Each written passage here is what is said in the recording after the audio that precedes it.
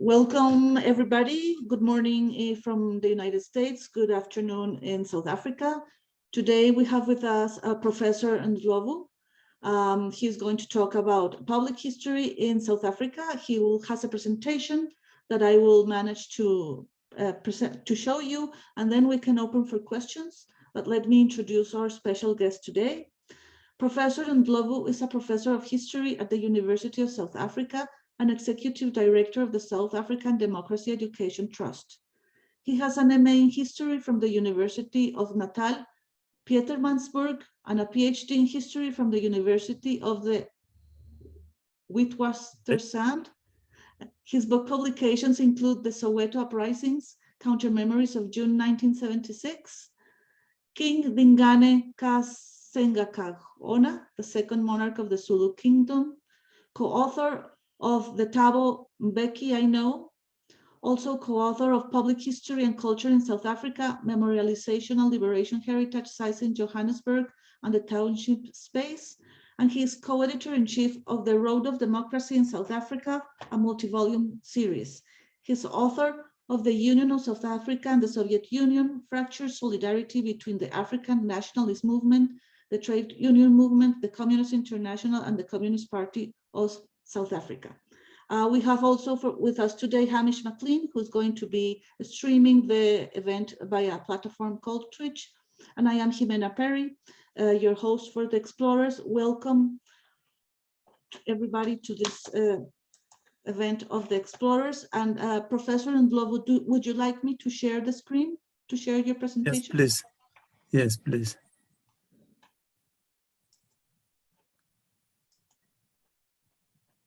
Can everybody see the presentation of Professor Ndlovu? Yes. Okay, great. Great. So, Professor, the floor is yours.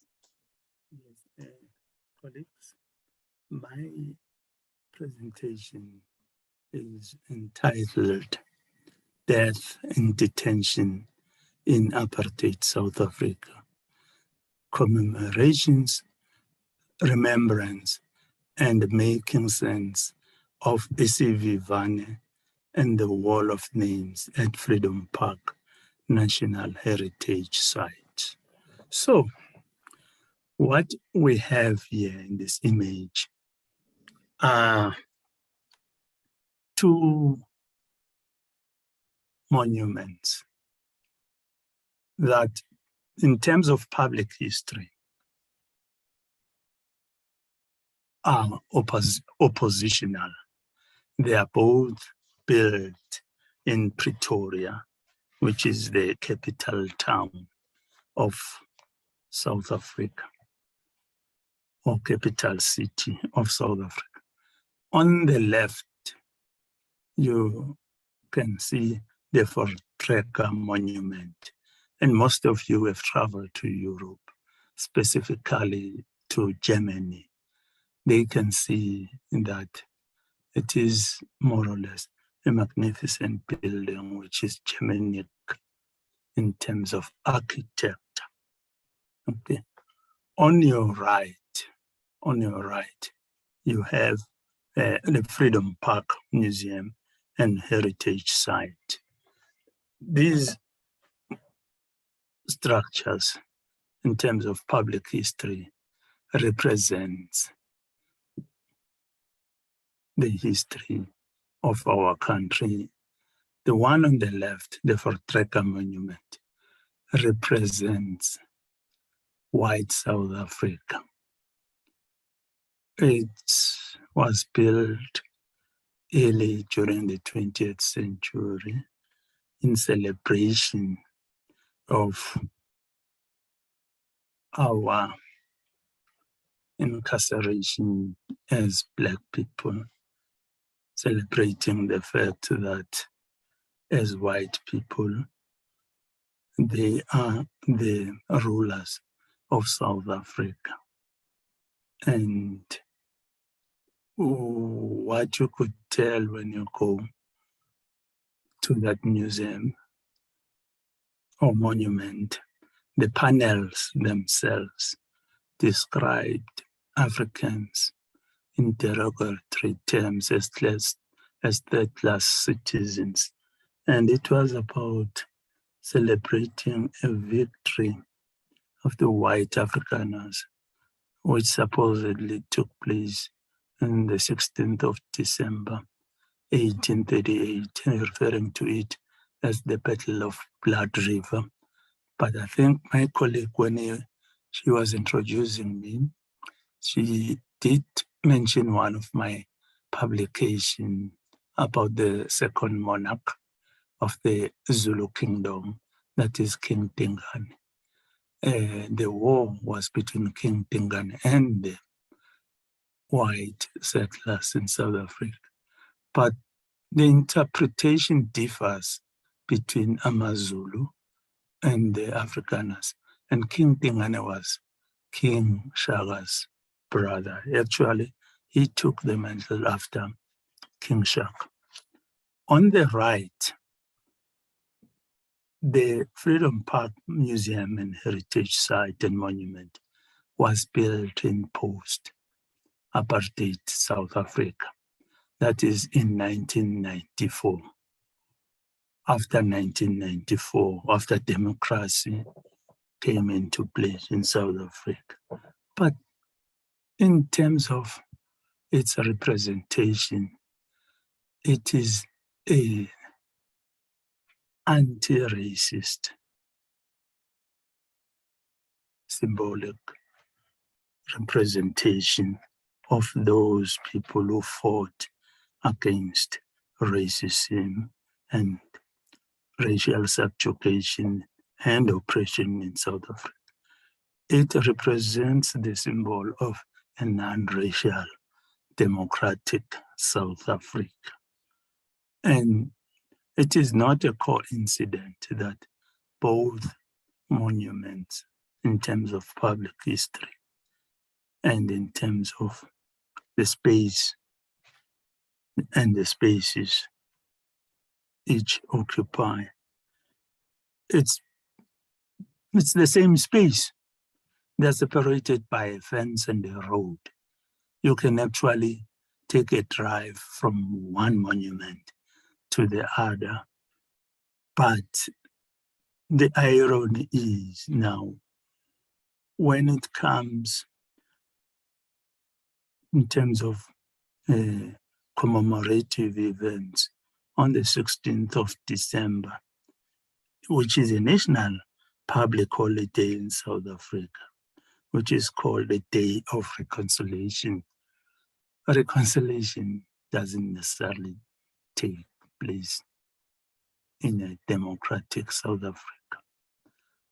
White South Africans who still believe that as white, they are superior to all of us who are not necessarily white, usually attend events, commemorative events at the Voortrekker Monument.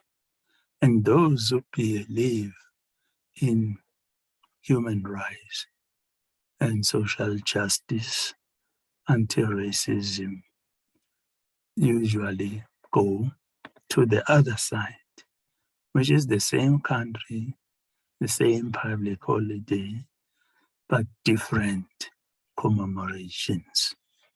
So in a sense, it is really interesting as a scholar and historian, if you do go and attend both public events. And I must say that this is not necessarily the only time and the only place in the country that this happens.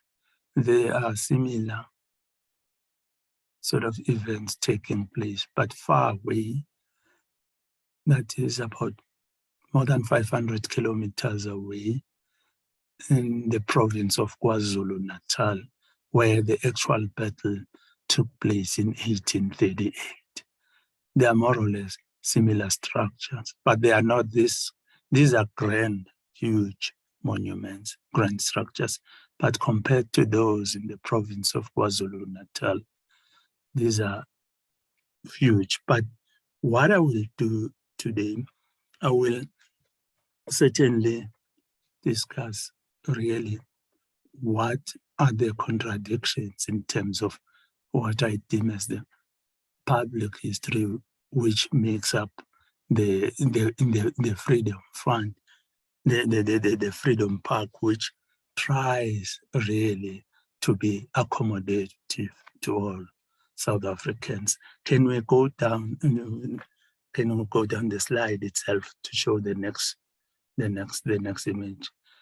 And this itself, I will come back to you and explain to you, which is, it's called Vivane, which is really about intangible heritage, and it is about a spiritual side of what defines South Africans, and it is based on pre-colonial history, and it is really about declaring to the public out there that for Africans themselves, a museum doesn't have to be a rectangular building, 4 walls, built according to specifics of Western architecture. For Africans, those who really believe in their ancestors and spirits, a museum is represented by such structures, who is supposed to be commemorated here and celebrated here. Those are the people who gave their lives in terms of the struggle for national liberation in South Africa and in any other parts of the world. Those who died for freedom. And in this respect, it doesn't matter whether they are white or black, whether they are European or whether they are American. But if they were part and parcel of the anti-apartheid and anti-racism movement which supported the struggle for national liberation in South Africa, they are acknowledged here in terms of intangible heritage and in terms of the spirit, wherever they are. They don't have to be in South Africa themselves. But as I said, I'm sure you're all familiar with the fact that in terms of the Cold War, in terms of the politics of the Cold War, the American government supported our oppressors, that is, the white minority regime, which was in charge of South Africa. But the people themselves in America, as part of the worldwide anti-apartheid movement, supported the oppressed and did try their best in terms of giving necessary support in various forms and standing up against the government of the United States, which supported the racist state in South Africa. So when this place was conceptualized, it also accommodated those who in various parts of the world, including the African diaspora itself, who really sided with the oppressed majority in South Africa, who were being ruled by the white minority. But can we go down to the next slide? And this map represents a different concept, which I will explain, which is about the deaths and detentions that the South African government was so desperate in the sense that that's why international solidarity was crucial because people will easily lose their lives for standing up for their rights. They will be detained for protesting against what they perceived as an unjust system. But they will be killed whilst in detention. They will die. They will be killed by the state that is in charge, that is in power, without even going through the normal procedures in terms of the legal system and the courts. So when you see 54 Transvaal, that's a province. And then in South Africa was divided into 4 provinces. So 54 were killed by the state whilst in detention. Natal was another province, was 10. Orange Free State was another province, it's 5. And then Cape of Good Hope, 41. Now we have more than 4 provinces. We have about 9 provinces. In red, it's the names of all of those who died during that time. Can we move on to the next slide? This then at Freedom Park is the wall of names. This wall of names include the names of all those who died whilst fighting for the struggle for national liberation in South Africa. But now the contradiction is that even the enemy is included here. Why? It's done in the name of social cohesion in post-1994 South Africa. It is about to be inclusive and also the South African Defence Force members are included here. And most members of the South African Defence Force were fighting against the liberation movement guerrillas, but in the names of nation building, the post-1994 government, which happened to be ruled by those who represented the majority of oppressed people, namely Africans, decided that, let bygones be bygones and be inclusive. And also, we have South Africans who passed away during the First and the Second World War, because South Africa did contribute to both of those wars. And the are also included here in this wall of names. And also, you have the South African War, or what we know as the Anglo-Boer War, which took place during the late 19th century and early. It was more or less akin to the War of Independence in America, because in the South African War, white Afrikaners were fighting against the British colonizers. But even after the war itself, they decided to gang up and form the Union of South Africa in 1910, representing the minority white South Africans, and excluded the majority made up of Africans. But all those who passed away during that war, the South African War, are included here, are part of the wall of names. So for people themselves who have lost their kith and kin as part of the death in detention, it is inconceivable for them, to see that the names of their beloved ones, of family members and community members, are displayed, in a wall of names, which include members of the South African Defence Force and members of those people who use to subjugate and oppress them. They are standing, they are being mentioned side by side in a similar space, in a similar commemoration space. So these are the contradictions that we have.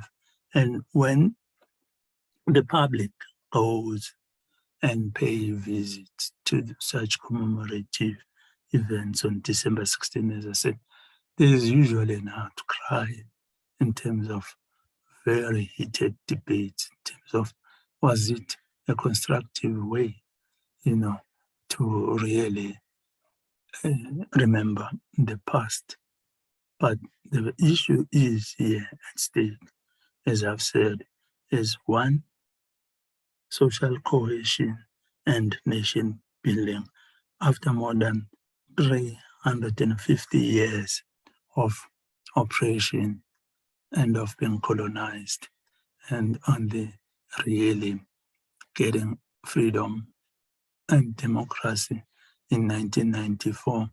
But some of our colleagues and the members of the public will really argue that, it's too early for us to be inclusive because we are not necessarily free, in the sense that what we got, what we attained in 1994 was political freedom.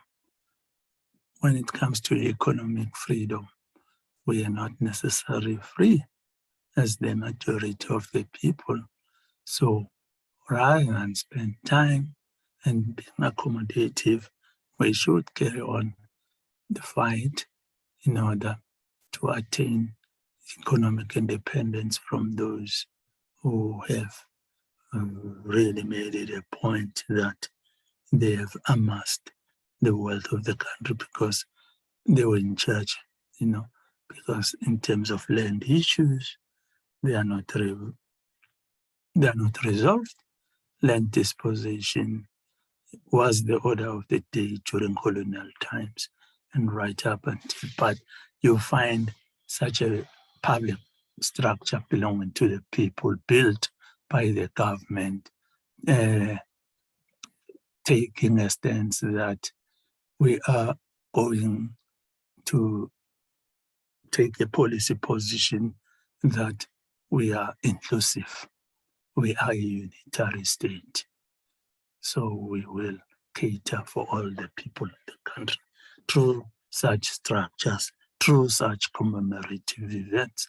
So that is why I'm saying that it is interesting when you find that on December 16, which is a public holiday and a day of reconciliation, if you go to the side of the fence, that is the Freedom Park, this will be the language that it's spoken. But if you go to the other side of the fence, the Voortrekker Monument, what is celebrated there, what is commemorated there, it is whiteness, and the loss of power by white South Africans who will never accept that they will be ruled by Africans. And this is happening in the same country. So other people will argue that in terms of public history, why can't we then demolish all those structures which represent those groups of people? We should just demolish them, even statues themselves. As I've said when we began, this sounds familiar to you as Americans, in terms of that battle in the public space. But as you know, in such debates, you have different viewpoints, you have different sides, because others will argue that if you do that, you are doing away with our history, painful as it is. We want those symbols to remain in the public space so that we should not forget to remember as you know, as Americans, that debate has its own history. And similarly, this is happening in South Africa. And can we move to the next slide? Here in this picture is the former South African President Thabo Mbeki on the left. He is the president who succeeded Nelson Mandela in 1999. And he was instrumental in terms of building the Freedom Park together with former president and who is late now, President Mandela, who said that, it is important for us as South Africans to have a structure which belongs to the public. And actually, it is President Mandela who proposed the name of Freedom Park, who said like-minded people who more or less were like him should have a space and a venue and as members of the public where they can go and celebrate themselves. But what is happening here at Freedom Park at Isivivane, both President Thabo Mbeki and Mongane Wale Serote, who was the chief executive officer at Freedom Park, are sort of conducting a ceremony. And here, the ceremony itself is linked to intangible heritage, and it has to do with ancestors and all those who passed away and all those during the struggle for national liberation, not necessarily in the 20th century, because the struggle for national liberation began on the first day of contact between white and black South Africans when they arrived from the Netherlands.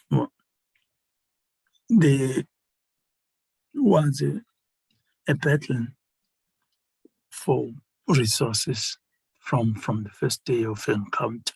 So this is not limited to the 20th century up until 1994.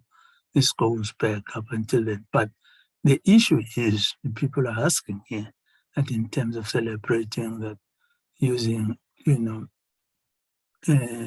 intangible heritage and in culture, are you then accommodating in this sacred space? Because this is a sacred space. You can actually see that the president himself is just wearing socks. He is taking his shoes off for a specific reason, and because it also has to do with the issue of death management.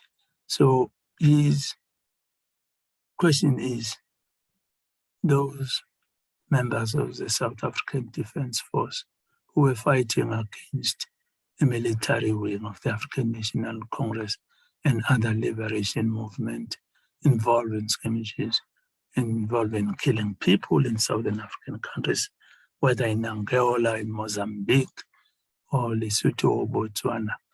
Do you accept their spirits in such a sacred space that is really safeguarded by ancestors who are meaning well? Because for Africans themselves, those who died in detention died a horrible death. So it means that there should be, in terms of death management, there should be cleansing ceremonies in order to accept their spirits in the African world.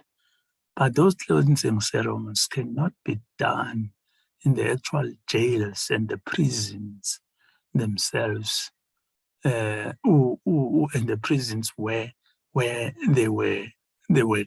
they met their fate, because in terms of, the spiritual world and African cosmology, that world, those places, those spaces are not necessarily clean. Therefore, rituals have to be carried out in terms of them to be accepted at places such as Isfahan. Even if now that is not enough, now you have the members of the enemy force being part and parcel of your world at the same precinct, at the same place. Do you have to call their names here? No. People argue that, in terms of that space as a public space for South Africa. No, you don't have to. It's enough to have them at the wall of names, which is part of a structure at the same Freedom Park. But this is now a sacred space at Freedom Park. You don't want people who have committed atrocities being accepted here. So I will presume that the ceremony here conducted by the president himself and Dr. Sirot might not necessarily have been inclusive, but I'm not sure. I cannot say that. But because of the issues I've raised, there are people who believed in African cosmology will argue that those spirits are not of those who were killing. They are oppressed people are not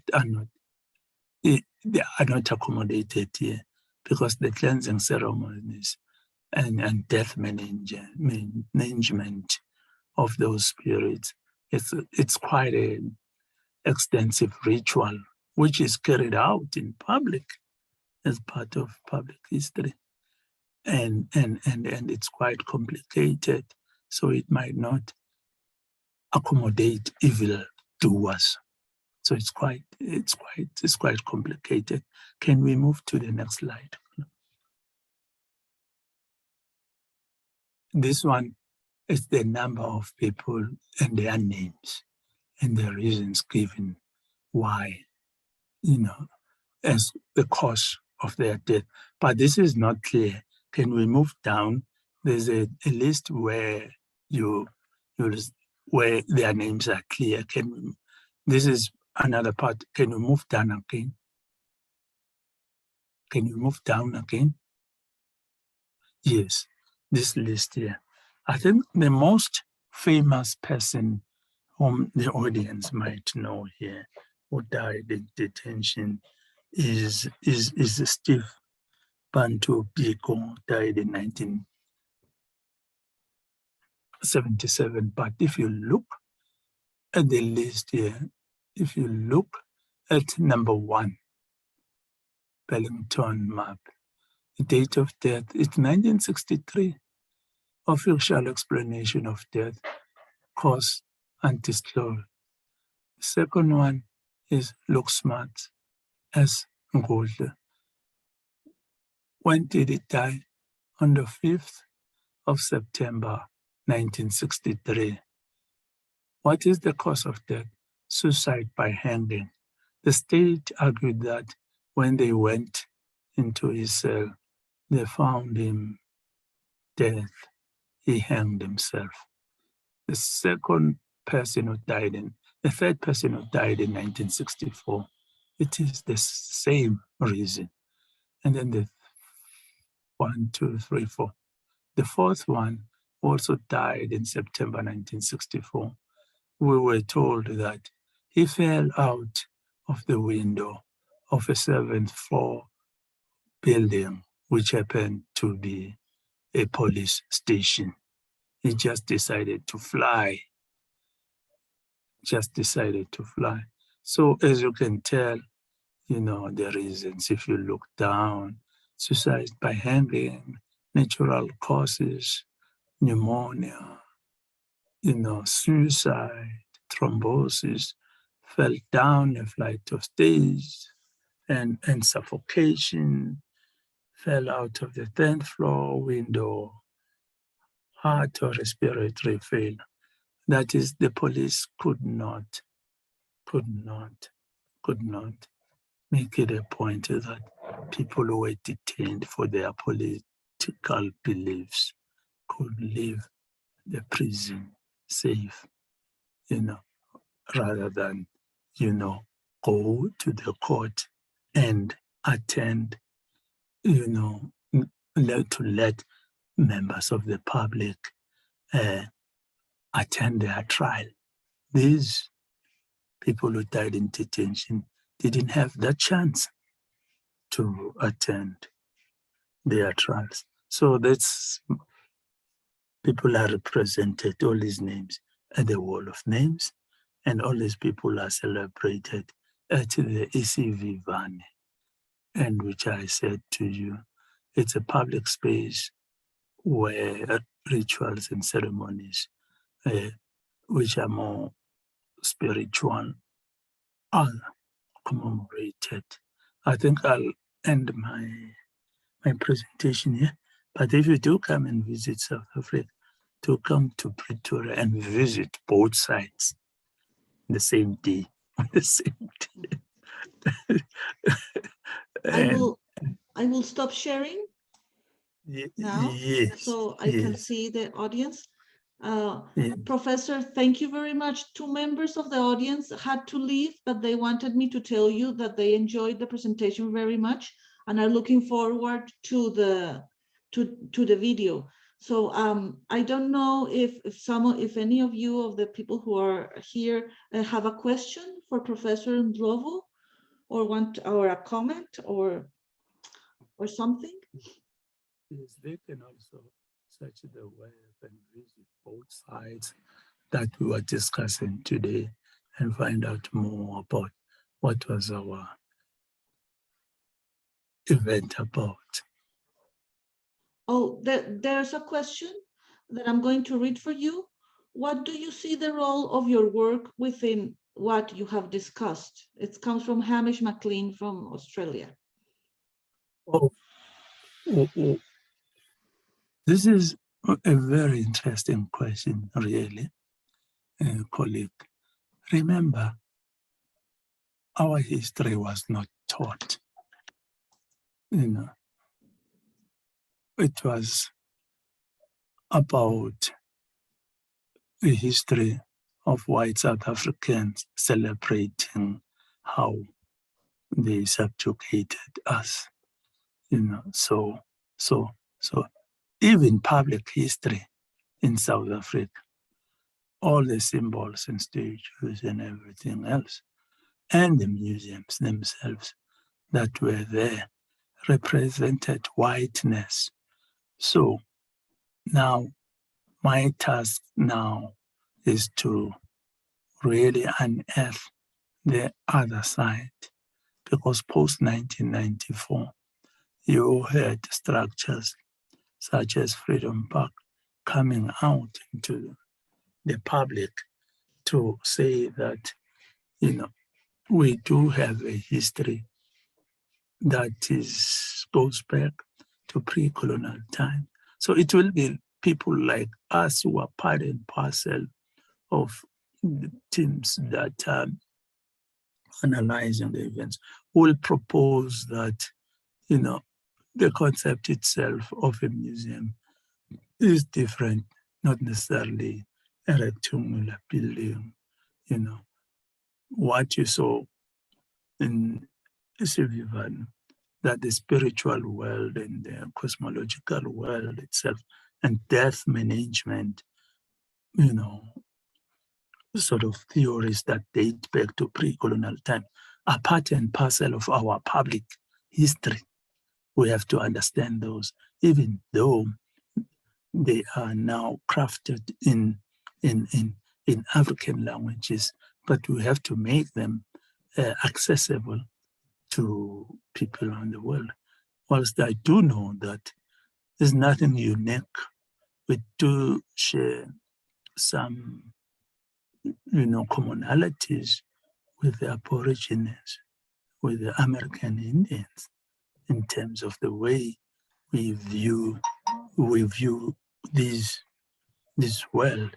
So my job is to make it a point that, one, we don't demolish what was oppressive.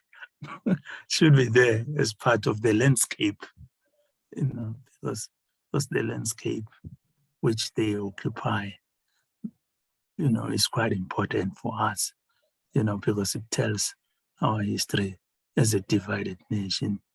So, but now it's not more or less adding on that. We're not adding anything rather than demolish.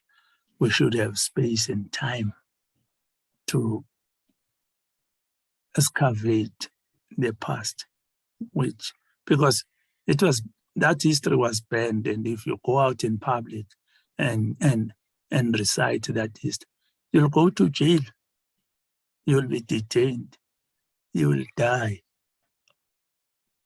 So post 1994, we have to find a way of telling that history, which has been suppressed. So that's my task. You have another question, Professor. Let me read it for you.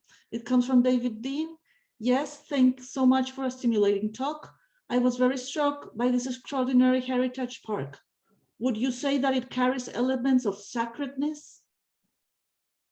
Yes, to some extent it does, but as I said, now the debate is, it might not necessarily be that, because you have people argue, members of the public, that because you have accepted evil spirits as part of your narrative to loom large against, the place is no longer sacred. You should have excluded them. It should have been an exclusive sacred space. So now we're finding ourselves in those debates, which are really similar to the issues about the statues, in terms of a confederation, and because these ones are confederates, they should be killed, metaphorically. So we have both the statues of the old white masters, in South African Parliament or whatever. They also should be, they should just be packed off somewhere out of the public sight. But some of us say, no, that's not necessarily the case. So that's the debate. Some will argue that no, it's not. It's been trampled upon. The place has been trampled upon by those evil spirits. So sacredness is questionable now. We should have been exclusive. But in terms of nation building, said no. So that's the answer. Yeah, Professor, the book, you have the cover of the book. You can share with colleagues if they want copies. I will show, because my talk is part of one of the chapters in that book, but not even one. I do have more than one chapters. I think now that I realize I've taken from other chapters too from the book, because the sort of my arguments are more or less multifaceted. So I decided to combine them into a single talk, and that's it. Okay, thank you, colleagues, for the opportunity. I have a question too. And you're welcome. I have all the time. I have all the time in the world. I'm not in a hurry. Yes, Professor, you mentioned something that I'm really interested in. It's the relationship between intangible heritage and memory. I have read like several takes on the subject, but I would like you to elaborate in South Africa how that relationship is being constructed. If you can tell us more about how in South Africa, in the work you do, you are using intangible heritage and relating it with memory. We're moving in a complex space. We are a country which has about 11 or 12 official languages. The majority of those languages are African, and those issues are expressed in those languages. The problem now is now taking along our white counterparts with us because they are simply illiterate when it comes to African languages, you know. So as we try and do this, we are mindful of the fact that we're not necessarily doing this in order to impress them. We have to take into cognizance that in terms of these different ethnic groups, we have different interpretations of the same thing, So before you even have to think about your white, comrades or contemporaries, you have to negotiate the space within our different interpretations as from various ethnic backgrounds. So which is not an easy space, but there is a common ground that exists. So in most cases, we work towards in finding that common ground, which is defined by our different philosophies. But most of those philosophies are held by the concept of Ubuntu, which sort of about a collective wisdom, that you are a person because of other people. So the world of individualism is not necessarily part of that sacred space. So we spend our time then in terms of pushing, intangible heritage, trying to sort out the fact that we are united in diversity, rather than trying to force everyone to speak a common language. So it's so diverse that it's going to take time for us to be able to make the necessary inroad. It's like a long road to freedom. It's like the economic freedom that we're still searching for, but we are doing it. As I used this case study today, that it is there. And I saw one of the colleagues was asking a question about the book itself. And I think in the slide that you show, the last slide is the book itself. It's the book cover itself. But because you have the slide, I will send you the book cover itself with the details, and then you will distribute it to the colleagues who attended. Yes. Yeah, we distribute. As I said, for me, numbers didn't count because one thing leads to another. And then down the years, the books and the ideas will be taken further, will be developed further, and then that's it. So I'll send it to you as soon as we say bye-bye to each other.